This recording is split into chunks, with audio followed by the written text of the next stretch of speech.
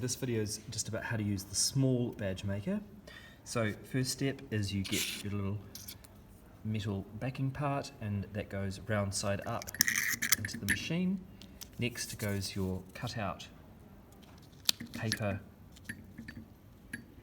design, and then next goes the plastic film, and you might need to just trim this so that it fits in there well, because some of the plastic film that we've been getting is slightly too big. Just make sure it's nicely tucked in there. Then you simply slide that across, push down,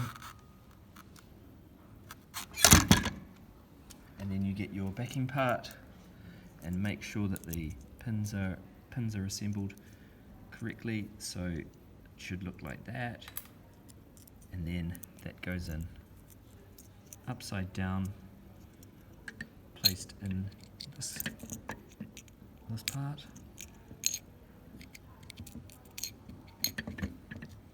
Make sure it's horizontal, otherwise it won't sit properly. Slide it across, push down,